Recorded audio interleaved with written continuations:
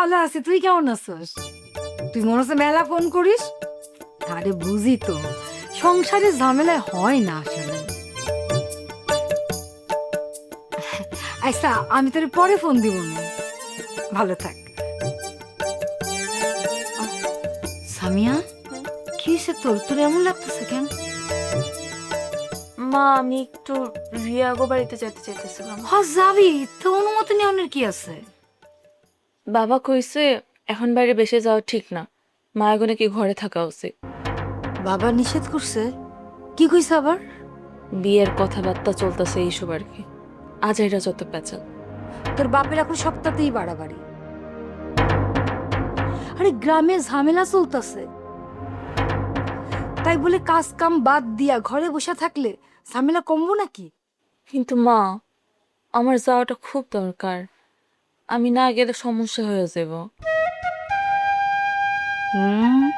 কি দরকার? নয়নের লগে আলোচনা আছে, তাই না? ফার্ম ফ্রেশ পাস্তুরিত তরল দুধ। না মা, তুমি যা ভাবতেছো ব্যাপারটা তা না। আমি আর রিয়া মিলা যে গ্রামীণ নারী উদ্যোগ শুরু করছি, ওইটার ব্যাপারে রিয়ার সাথে কথা আছে। শহর থেকে নাকি অনেক বড় একটা ক্লায়েন্ট এসে, ওরা গ্রামের মায়াগো হাতের কাজ দেখতে চায়। আর যদি তাগর পছন্দ হয়ে যায় তাহলে অনেক বড় একটা অর্ডার দিব। সত্যি নাকি? হ মা, এর জন্যই রিয়া ফোন দিছে, কইছে ও একলা সামলাতে পারতেছে না। আমি না গেলে ও একলা কিচ্ছু করতে পারবো না। তুই অবশ্যই যাবি, এটা তো অনেক ভালো কাজ। এটা করতে পারলে গ্রামের মাইয়াকে অনেক উপকার হইব। সেটাই তো চেষ্টা করতেছি। কিন্তু তোর বাপ? জানি, তাই তো ভাবতেছি জামু কি জামু না। শোন, সব কিছুতে বাবারে ভয় পাইলে চলবো নাকি? মানে? মানে তুই তো কোনো খারাপ কাজ করতেছস না, তুই মানুষের উপকার করতেছস। তোর জন্য এই গ্রামের মাইয়ারা নিজের পায়ে দাঁড়াইবো, এটা কি কম বড় কথা নাকি? মা, তুই যা, এদিকটা আমি সামলাই নিব না। সত্যি মা? মাইয়া গুনা নিজের একটা পরিচয় থাকা খুব দরকার। থ্যাংক ইউ মা।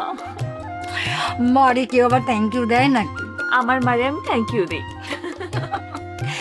তো একটা কথা মনে রাখবি, গ্রামের অবস্থা কিন্তু ভালো না। কোথাও দাঁড়াইয়া বেশিক্ষণ গল্প করবি না, আর তাড়াতাড়ি বাসায় চলে আসবি। ঠিক আছে মা। হুম? তুমি না থাকলে হয়তো অনেক আগেই আমি হারাই যেতাম। কোনো মাই তার সন্তানকে হারিয়ে যাইতে দেয় না। যত ঝড় আসুক না কেন, মা তার সন্তানকে আগলাইয়া রাখে। হইছে, ছাড়ো আমারে, আমি তাড়াতাড়ি যাই। সাবধানে যাস।